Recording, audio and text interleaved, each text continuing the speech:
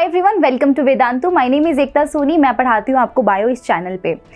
सो बच्चों, आज की वीडियो ना हमारी बहुत ज़्यादा खास होने वाली है, क्योंकि आज की वीडियो में पढ़ाते तो हम आपको रोज़ ही है, लेकिन आज की वीडियो में आपको मैं एक ऐसी चीज़ बताने वाली हूँ ना जिसमें शायद तुम्हारे दिमाग में बहुत बड़ा क्वेश्चन मार्क चल रहा होगा। और पता है, ये नीट का एग्ज़ाम जो होता है ना, तुम्हारी स्किल सेट, तुम्हें कितना आता है कितना नहीं आता है, उससे ज़्यादा पता है किस चीज़ पे डिपेंड करता है? डिपेंड करता है यहाँ, तुम यहाँ जो सोचते हो ना वही होता है। लिटरली आप मान के देखिए, अगर आप सोचते हैं कि आप डॉक्टर बन सकते हैं, आप बन सकते हैं। अगर आप ये सोचते हैं कि मैं नहीं बन सकता, तो कोई और बन जाएगा और आप रह जाएंगे। तो हर चीज़ आपकी लाइफ में जो भी चलती है ना, वो यहाँ से चलती है। आपकी साइकोलॉजी कैसी उस चीज़ को लेकर। तो यार मुझे पता है, जनवरी चल रहा है, फरवरी, मार्च, अप्रैल और मई तो आ ही जाएगा। 3 महीने अपन मान के चलें। आपको आपके दिमाग में बहुत बड़ा क्वेश्चन मार्क चल रहा है कि यार शायद हो पाएगा, नहीं हो पाएगा, पता नहीं है। मैं कर तो रहा हूँ पढ़ाई, कर तो रही हूँ पढ़ाई, कोचिंग जा रहे हैं, 6-7 घंटे बिता रहे हैं, मॉक टेस्ट लगा रहे हैं, पर नंबर नहीं आ रहे, वही 200, 300, 400 बस उस पर अटक जा रहे हैं। जितनी चाहे कोशिश कर रहे हैं पर नंबर नहीं बढ़ रहे हैं। पता नहीं कि नंबर कैसे बढ़ेंगे। हज़ारों यूट्यूब पे वीडियोस देख लिए, नंबर कैसे बढ़ाया जाए, क्या करा जाए, नहीं बढ़ रहे हैं लेकिन नंबर। जानती हूँ ये सारी चीज़ें चल रही हैं इस दिमाग में। तो यार मैं बताना चाहती हूँ तुम्हें कि क्या ये जो लास्ट की टाइम बचा है तुम्हारे पास में, मैं मान के चलती हूँ ऑन एन एवरेज 90 दिन बचे तुम्हारे पास, क्या इन लास्ट के 90 दिनों में काम करके हमारे कॉलेज तक जाया जा सकता है? और मैं तुम्हें यहाँ पे कोई टॉपर नहीं बना रही हूँ। देखो यार, मैं सिंपल से ये बात जानती हूँ, जो टॉपर बच्चा है वो 2 साल से पढ़ रहा है अपना कंटिन्यूस। मैं उन बच्चों की बात कर रही हूँ जो मेजॉरिटी बच्चा है। मेजॉरिटी बच्चा वो है जो मेहनत कर रहा है और नंबर नहीं ला पा रहा है। मॉक टेस्ट में मार्क्स आ रहे 400, 350, 450, नहीं बढ़ रहे उससे मार्क्स, और नीट की कट ऑफ पहुंच रही है 650। डिप्रेशन देने की बात है डिप्रेशन देने की बात। तो क्या किया जाए? लास्ट के महीने में क्या हम गिव अप कर दें? क्या अगर हम हॉस्टल में रहते तो छोड़ के चले जाएं हॉस्टल और जाके बैठ जाएं घर पे, देखी जाएगी पेपर होगा नहीं होगा? या फिर हम एक फाइट मारें? देखो यार, काश कभी भी तुम्हारी ज़िंदगी में नहीं रहना चाहिए। एक काश का पिटारा होता ना, कई लोग सोचते हैं काश मैं उस टाइम पढ़ लिया होता, काश मैंने ये स्टेप उठा लिया होता, शायद आज मेरी लाइफ कुछ और होती। ये काश का पिटारा मत रखना। अगर तुम्हारे सामने एक अपॉर्चुनिटी तुम्हें दिख रही है और तुम जानबूझकर ऐसा चाह रहे हो कि यार छोड़ देते हैं, क्या पता यार हो जाए, क्या पता, किसको क्या ही पता है कि क्या हो जाएगा कल। मैंने इतने बच्चों को देखा है ना कि मार्च तक, फेब लास्ट तक उनके मॉक टेस्ट में मार्क्स नहीं आ रहे होते हैं, मार्च तक मार्क्स नहीं आ रहे होते हैं, लेकिन वो लास्ट के 1 महीने में उखाड़ के ले जाते हैं वो चीज़, क्योंकि वो डिज़र्व करते हैं। और वो डिज़र्व ऐसा नहीं कि भाई उसकी किस्मत में लिखा है, किस्मत सिर्फ 1-2% है। All is your hard work. कितना हार्डवर्क, कितना डेडिकेशन है, क्या लगा सकते हो डेडिकेशन, क्या हार्डवर्क दे सकते हो? क्योंकि ज़िंदगी में ये नहीं तो कुछ और होगा, और कुछ और होगा, वो पता नहीं क्या होगा और कितना आसान होगा, हमें नहीं पता। आसान कुछ भी नहीं है ज़िंदगी में। तो जो आज हम कर रहे हैं, क्या हम उस पर ट्रस्ट दिखा सकते हैं? क्या हम वो कर सकते हैं जो हम करना चाहते थे और करना चाहते हैं, लेकिन वो चीज़ का मोटिवेशन अंदर से आ नहीं रहा क्योंकि मार्क्स नहीं आ रहे? जब भी हम रैंक लिस्ट देखते हैं, अपनी रैंक लिस्ट में हम कहीं पर भी नहीं होते हैं, हमारा नाम कहीं नहीं होता है। तो क्या हो सकता है ऐसा कि हम लास्ट के महीने में मेहनत करके कर लें? तो यार एक सवाल है जो मैं तुमसे पूछना चाहती हूँ, और वो सवाल ये है, पूछो खुद से, क्या मैं कर सकता हूँ, क्या मैं कर सकती हूँ? अगर मैं तुम्हें आके आज बोल दूँ कि ठीक है यार तुम कर सकते हो, मैं तो यही बोलूँगी तुम्हें, क्योंकि मेरा काम है, मैं तुम्हें नेगेटिविटी नहीं दिखाऊंगी बिल्कुल भी। मैं तुम्हें ये बोलूँगी हाँ तुम कर सकते हो। क्या मेरे बोलने भर से हो जाएगा? नहीं, मेरे बोलने भर से कुछ नहीं होगा बेटा। जब मैं बोलूँगी, मैं तो चाहे जितना बोल सकती हूँ तुम्हें कि हाँ तुम कर सकते हो, हाँ तुम एम्स दिल्ली पहुँच गए हो, हाँ तुम चीज़ों को मैनिफेस्ट करो, एम्स दिल्ली में खुद को मैनिफेस्ट करो कि मैं एम्स दिल्ली में हूँ, फर्स्ट ईयर कॉलेज में हूँ, 2nd ईयर चल रहा है, फिर मेरे MBBS ख़त्म हो जाएंगे, मेरे नाम के आगे डॉक्टर लग जाएगा। मैनिफेस्ट करो, बहुत अच्छा लगता है अंदर से अच्छा लगता है, तो वैसे ही मोटिवेशन आ जाता है पढ़ने का। मैनिफेस्ट तो करना चाहिए हर चीज़ को लाइफ में, है ना? सपने देखने में बुराई क्या है यार? मैं मतलब ये समझ नहीं पाती हूँ। कई लोग होते हैं ना, कहते हैं इतना ज़्यादा भी हवा में मत उड़ो, इतना ज़्यादा भी ऊपर नहीं सोचना चाहिए। क्यों ना सोचूं भाई, दिमाग है ना मेरे पास, अच्छा खासा भगवान ने दिमाग दिया, मैं क्यों ना सोचूं ज़्यादा बड़ा। जब सोच ही रही हूँ सिलेक्शन के बारे में, तो सिलेक्शन से बढ़िया मैं टॉप रैंक के बारे में सोचूंगी ना। मैं सिर्फ सिलेक्शन सोचूंगी तो मैं सिलेक्शन से नीचे वाले क्राइटेरिया में ही आऊँगी। अगर मैं टॉप रैंक के बारे में सोचूंगी तब जाके मैं सिलेक्शन वाले क्राइटेरिया में आऊँगी। तो क्या मैं कर सकता हूँ, क्या मैं कर सकती हूँ, सवाल खुद से पूछो, अंदर से जवाब आएगा। जो भी जवाब आता है ना, दिल पे हाथ रख के पूछो, जो भी जवाब आता है उसके साथ में प्रोसीड करो, ठीक है। और जवाब आएगा, अगर तुम्हारा ड्रीम है ना, आएगा, हाँ कर सकता है, क्योंकि कोई बड़ी तोप चीज़ नहीं है। कोई ऐसे बच्चे, कोई प्राइम मिनिस्टर का बच्चा है या कोई और कोई तोप बच्चे तो नहीं कर रहे हैं ये एग्ज़ाम। बिल्कुल सिंपल साधारण नॉर्मल फैमिली वाले बच्चे हैं वो कर रहे हैं। आजकल तो 12th फेल मूवी का बहुत ज़्यादा क्रेज़ छाया हुआ लोगों के बीच में, देखी होगी तुमने।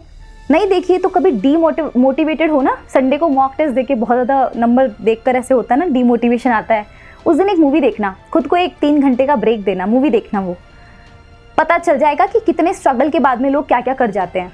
तो जब उनकी लाइफ में इतना स्ट्रगल है तो उसका तो स्ट्रगल बेटा आपकी लाइफ में शायद इक्का दुक्का भी नहीं होगा, बिल्कुल भी नहीं होगा। तो अगर वो कर पा रहे हैं, और वो भी नीट तो कुछ भी नहीं है, यूपीएससी जैसे एग्जाम को वो क्रैक कर पा रहे इतनी गरीबी वाली सिचुएशन में, तो तुम्हारा नीट कुछ नहीं है उसके आगे, सिर्फ साइकोलॉजी होती है उसके पीछे। लोग तुम्हारे दिमाग में बना देते हैं कि कर सकते हो कि नहीं कर सकते हो, तुम पर डाउट। तुम करना कब शुरू करते हो, जब तुम्हारे आसपास की सराउंडिंग तुम पे डाउट करती है। तो सराउंडिंग ऐसी रखो जो तुम पे डाउट ना करती हो, जो तुम्हें एटलीस्ट प्रमोट करती हो। तो ऐसे में बहुत ज़रूरी हो जाएगा इन 4 महीने में ऐसे लोगों के आसपास रहना जो तुम्हें सिर्फ और सिर्फ मोटिवेट करे, जो तुम्हें कभी भी मिसगाइड ना करे। ऐसे में सिर्फ आपकी फैमिली और 1-2 जो क्लोज फ्रेंड्स होते हैं जो आपकी ग्रोथ सच में चाहते हैं, दैट इज़ इट। कोई नहीं होता उसके आसपास। आपको लगता होगा कि आपके रिश्तेदार होते हैं, प्रमोट करते हैं, आपको बोलते हैं हाँ बेटा डॉक्टर बन जाए, भाई अंदर से सबकी जल रही होती है, मैं सही बता दूं, जल रही है उनकी। ये सोच सोच के अरे ये डॉक्टर बन गया तो क्या होगा, ये डॉक्टर बन गई तो क्या होगा, इनके तो घर का नाम रोशन हो जाएगा, सबकी जलती है अंदर से। क्योंकि दुनिया तुम्हारी कामयाबी नहीं देखना चाहती, दुनिया को तुमसे कोई फ़र्क नहीं पड़ता। फ़र्क किसको पड़ता है? तुमको, तुम्हारे माँ बाप को, बस यहीं पर है तुम्हारी दुनिया। तो सोचो, ये जवाब खुद को दो और अंदर से जवाब आएगा हाँ कर सकता है। और उस हिसाब से बेटा पढ़ाई करने की तैयारी हमें देखना है कि यार ये 4 महीने के अंदर मेरे मार्क्स क्यों नहीं आ रहे, ये 400 नंबर 500 नंबर कब तक यहाँ तक स्टक रहूँगा, आगे पहुँचना है मुझे 680 प्लस। कोशिश करोगे 680 आएंगे, 700 आएंगे, वहाँ तक पहुँचना है। कैसे पहुँच सकता हूँ मैं बताती हूँ क्या कर रहे हैं। ये जो मेजॉरिटी बच्चा मैं बता रही हूँ ना, जो सिर्फ और सिर्फ पढ़ाई तो करता है, बहुत पढ़ाई करता है, बहुत मेहनत करता है, पर नंबर नहीं आते हैं, उसका रीज़न पता है क्या है? बहुत सारे रीजंस हैं। पहला सबसे बड़ी साइकोलॉजी, नंबर हमेशा गिरते गिरते देखना तो साइकोलॉजी ऐसी बन जाती है कि यार तुझसे नहीं होगा, तू इसी क्राइटेरिया का है, तू 400-500 नंबर वाला ही बच्चा है, तेरे 300 400 500 ही आएंगे, इससे ऊपर नहीं आ सकते। ये साइकोलॉजी बनना बहुत बेकार बात है। दूसरी चीज़, मिस्टेक्स नहीं देखना। मॉक टेस्ट लगाया, मॉक टेस्ट चेक किया, नंबर उतने ही बन रहे हैं, छोड़ दो मॉक टेस्ट, चलो दिमाग फ्रेश करके आते कुछ और कर लेते हैं। दिमाग फ्रेश करो, बहुत अच्छी बात है, बट आके वापस उस मॉक टेस्ट को एनालिसिस कौन करेगा? देखो यार, मैदान में खेलना है तो मैदान में खेलने के लिए हमें उसके जैसी प्रैक्टिस करनी पड़ेगी। अगर खेल में मुझे पता है कि मैं मॉक टेस्ट में ऐसी गलतियां करता हूं या करती हूं, मुझे पता है कि मैं बार बार इसमें मिस्टेक करती हूँ, कैलकुलेशन में, फिजिक्स में बार बार मैं फॉर्मूला भूलती हूँ, मिस्टेक कर लेती हूँ। यार इस 50 क्वेश्चन आए थे फिजिक्स में इस बार, इसमें से 35 क्वेश्चन सिर्फ फॉर्मूला बेस्ड थे, मैं छांट ही नहीं पाया कि कौन से थे फॉर्मूला बेस्ड। तो गलती किसकी है? गलती किसकी है? तुम्हारी। तो आइडेंटिफाई दैट ना, आइडेंटिफाई एंड काम करो उस पर। गलती नहीं ढूंढते हम क्या ढूंढते हैं? एक्सक्यूजेस। अच्छा नंबर नहीं आए थे, नंबर इसलिए नहीं आए थे क्योंकि ये हो गया था, वो हो गया था। हर चीज़ का ब्लेम दूसरों पे डालना बंद करो। तुम्हारी लाइफ की रिस्पॉन्सिबिलिटी तुम्हारी है, दुनिया नहीं चाहती तुम्हारी सक्सेस तुम चाहते हो अपनी, तो काम तुम्हें करना पड़ेगा। तो सिलेक्शन ना पढ़ने से नहीं होता। ये 21 लाख की जनता जो आ रही है ना, वो सारी पढ़ रही है। उसमें से कुछ लाख बच्चे होंगे जो पेपर नहीं देंगे, उनकी बात नहीं कर रही हूँ, बट ऑलमोस्ट जनता 98% 99% बच्चा पढ़ रहा है, और इतना पढ़ रहा है कि आप पूछ नहीं सकते हो। सभी तो टॉपर नहीं बनेंगे और ना ही सभी को कॉलेज में मिलेगी सीट्स, ऐसा तो नहीं हो सकता ना। तो वो किस तरीके से पढ़ाई करे, वो पढ़ाई का तरीका सीखना पड़ेगा। तो सिलेक्शन पढ़ने से नहीं होगा, सही तरीके से पढ़ने से होगा। अब वो सही तरीका मैंने बता दिया कि मॉक टेस्ट में अगर नंबर कम आ रहे कि यार मैं इतनी मेहनत करके गया था, मेरे नंबर क्यों नहीं आए, जिद पकड़ लो।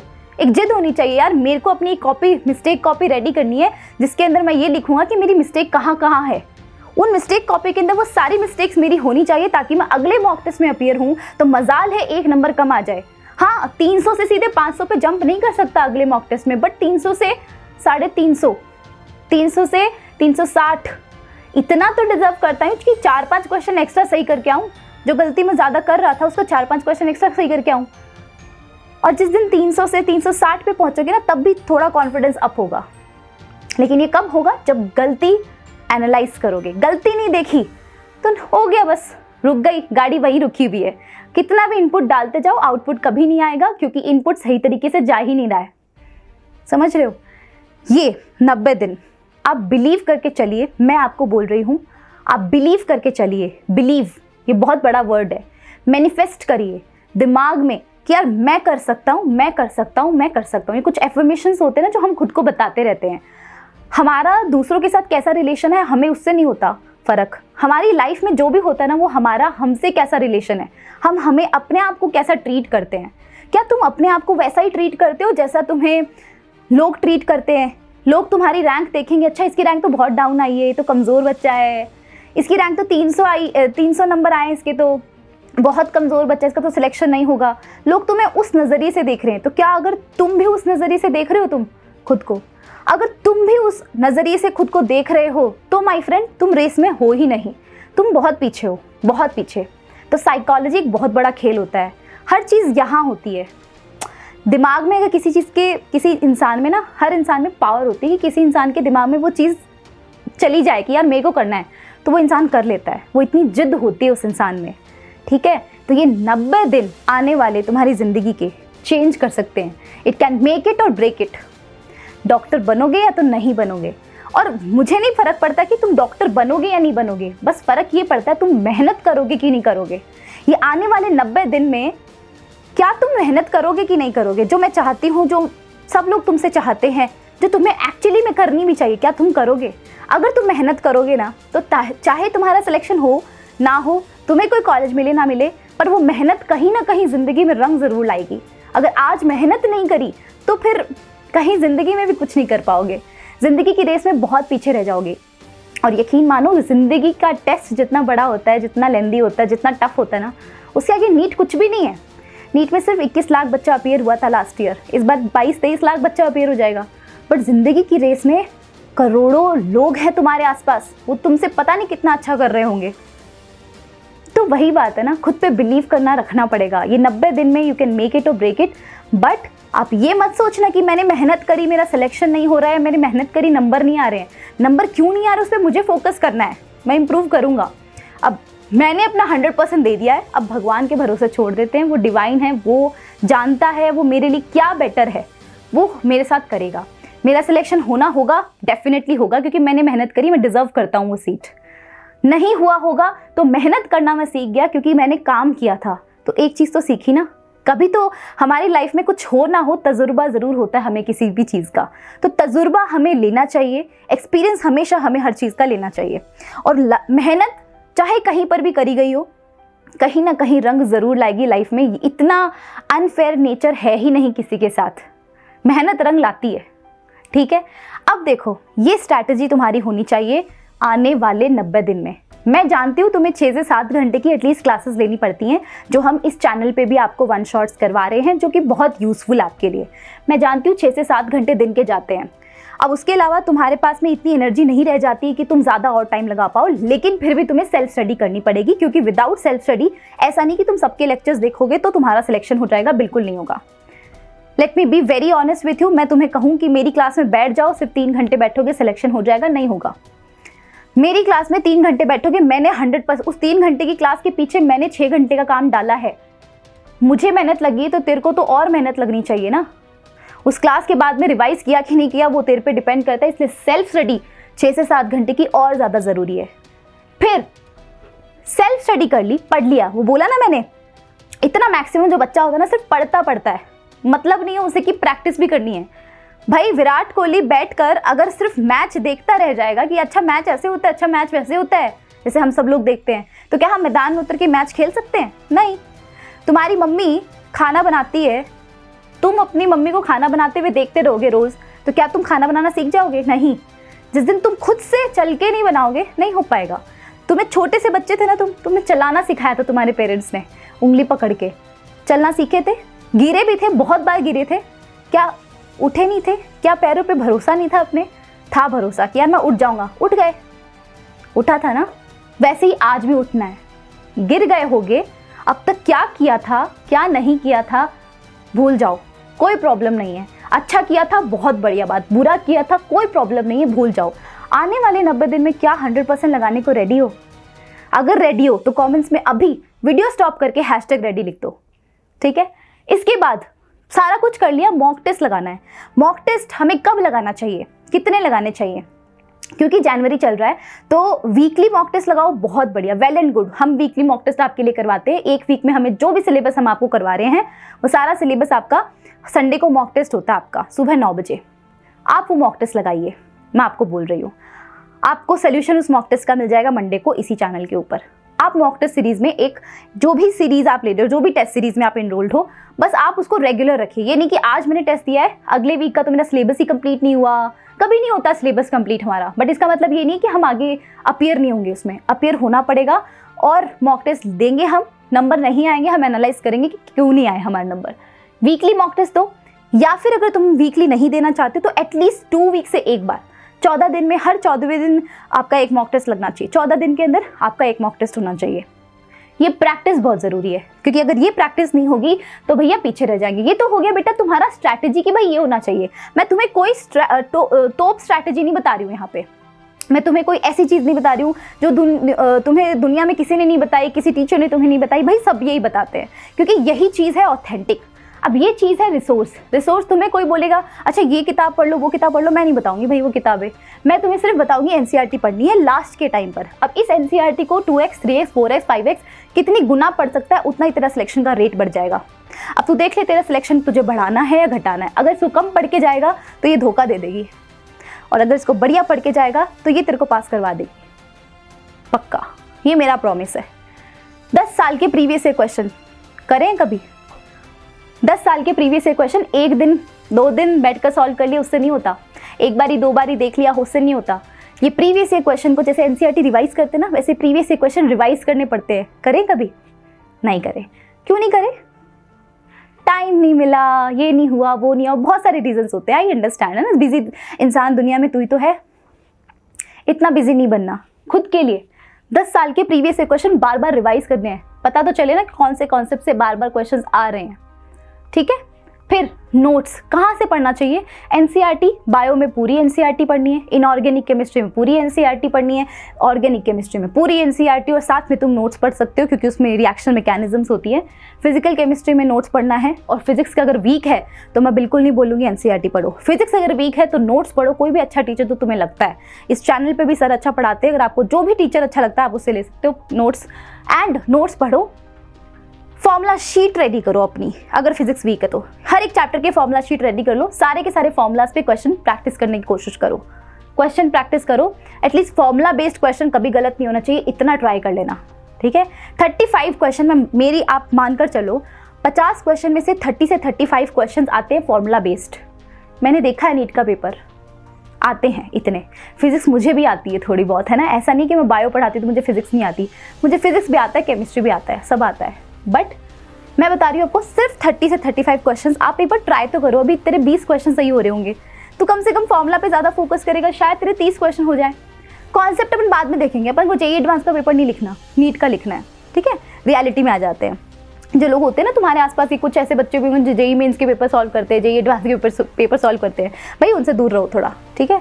वो पैनिक अटैक्स देते हैं हमें बहुत ज़्यादा, वैसा मोटिवेशन हमारा पूरा गिरा देते हैं कि यार ये तो जेईई मेन जेईई एडवांस के पेपर कर रहा है, प्रीवियस क्वेश्चन नीट के कर चुका है, हम तो कितने ही पीछे हैं। उन लोगों से दूर रहो प्लीज़। अपनी जर्नी अपन जिएंगे, दूसरों की जर्नी से हम कुछ नहीं मैच कर सकते हैं। उसने पता नहीं क्या किया क्या नहीं किया, क्या पता वो दिखावा ही कर रहा है, हमें नहीं पता ना। हमें तो ये पता है मैंने कितना किया है, ठीक है। क्योंकि लास्ट दिन रिजल्ट बोलेगा, और कोई नहीं बोलता, रिजल्ट बोलता है। रिजल्ट बढ़िया आया है, बहुत बढ़िया है। रिजल्ट घटिया आया है तो बैठा रहो, कुछ नहीं है। साथ में एक और इम्पॉर्टेंट इन्फॉर्मेशन यार, गिव अवे चल रहा है, आपको डिस्क्रिप्शन बॉक्स में लिंक मिलेगा। साथ में बेटा किस चीज़ का, जो CBSE PYQs होते हैं, अगर आप बोर्ड एग्जाम्स की प्रिपरेशन कर रहे हो एंड नीट की भी कर रहे हो, तो नीट के प्रीवियस ईयर क्वेश्चन, CBSE के मॉक टेस्ट एंड बहुत सारी चीज़ें हैं जो आपको मिल जाएंगी। आप यहाँ पर बेटा क्लिक करके, लिंक आपको डिस्क्रिप्शन बॉक्स में मिल जाएगा, लिंक पे क्लिक करके खुद को रजिस्टर करना। रजिस्टर करके फिर आप अपना जो है पूरी सारी चीज़ें एक्सेस कर सकते हो वहाँ से, ठीक है, तो ये बहुत इंपॉर्टेंट चीज़ थी यार। तो मैं ना बस इतना चाहती हूँ कि आज का कमेंट सेक्शन #ready से भर जाए। मैं पर्सनली आपको आकर आपको रिप्लाई करूँगी। आई जस्ट वॉन्ट कि अपना हम 100% लगाएं। आने वाले 90 दिन में क्या होगा क्या नहीं होगा मुझे नहीं पता, क्या होगा क्या नहीं होगा यार मुझे नहीं पता, सच में नहीं पता। Life is so unpredictable, it is what it is, right. मुझे बस इतना पता है कि आज क्या चल रहा है मेरे साथ, जो आज चल रहा है मैं उसी के बेसिस पे डिसीजन लूँगा और आगे चलूँगा। अगर आज मैंने गलत कर दिया खुद के साथ तो मैं ज़िंदगी भर पछताता रह जाऊँगा, तो वो चीज़ मुझे नहीं करनी है। पछताना नहीं है कभी भी, रिग्रेट कभी नहीं करना किसी चीज़ को लेकर। लाइफ में कभी भी काश वाली सिचुएशन क्रिएट मत करना, इसलिए बोल रही हूँ मॉक टेस्ट लगा लो। कभी ऐसा नहीं हो जाए काश मैंने मॉक टेस्ट उस टाइम सॉल्व कर लिए होते। काश मैंने एक मैम का सेशन तो देखा था, एकता मैम, उनका एक वीडियो देखा था, उन्होंने बोला था मॉक टेस्ट लगाने बहुत ज़रूरी होते, काश मैंने लगा लिए होते। वो काश वाली सिचुएशन मत क्रिएट करना और मॉक टेस्ट लगाना, ठीक है। टेलीग्राम के ऊपर हम आपको क्विज भेजते रहते हैं, हम आपके लिए इतना कुछ कर रहे हैं बेटा, आपको बस क्या करना है, हम जितने कदम चल रहे हैं उससे डबल कदम चलना है बस। और मेहनत, तुम्हारी तरफ से मेहनत नहीं आएगी ना तो हमारी मेहनत कुछ नहीं है उसके आगे, ठीक। तो ये मॉक टेस्ट आप अपने वीकली लगाते रहना, अपनी एनालिसिस करना बहुत ज़रूरी है। एक मिस्टेक कॉपी बना लेना, ये काम तुम करते रहना यार। इतनी सिंपल स्ट्रैटेजी है, इससे ज़्यादा कुछ नहीं मांगता है नीट एग्ज़ाम। मैं जानती हूँ कहीं ना कहीं ये मॉक टेस्ट लगाना, एनालिसिस करना, हर बार नंबर कम आना, डीमोटिवेटेड होना, फिर से खुद को मोटिवेट करके अगले वीक से फिर प्रिपरेशन करना शुरू करना, फिर मॉक टेस्ट लगाना संडे को, फिर नंबर कम आना, बहुत गंदा साइकिल होता है, एक लूप होता है, इसमें फंसते जाते हैं। मुझे पता है बहुत मोटिवेशन गिर जाता है, बट करना पड़ेगा, हमारे पास ऑप्शन नहीं है।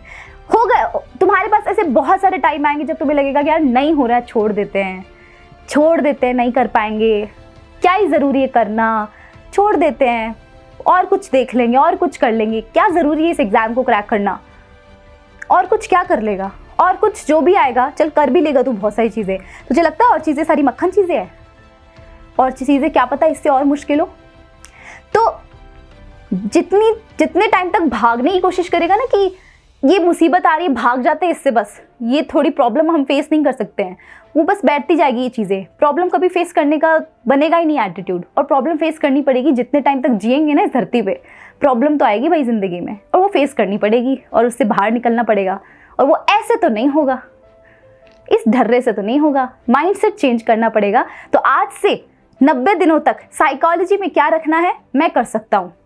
नंबर 2, मॉक टेस्ट एनालिसिस करूँगा और पढ़ाई करूँगा, देखती हूँ कैसा नहीं होता। नीट के अंदर NCERT आती है तो मैं घोट के पी जाऊँगा इसे, देखता हूँ कैसे नहीं होता। जिद पकड़नी है। #ready लिखना है कमेंट्स में। On that note, this is your biology educator Ekta Soni signing off for the day. Thank you so much. I hope कि आपको इस वीडियो से काफ़ी हेल्प हुई होगी। अगर हुई हो तो वीडियो को लाइक करके, शेयर करके, चैनल को सब्सक्राइब कर देना, अपने सारे फ्रेंड्स के साथ ज़रूर शेयर करना। थैंक यू सो मच, मिलते हैं नेक्स्ट वीडियो में, बाय।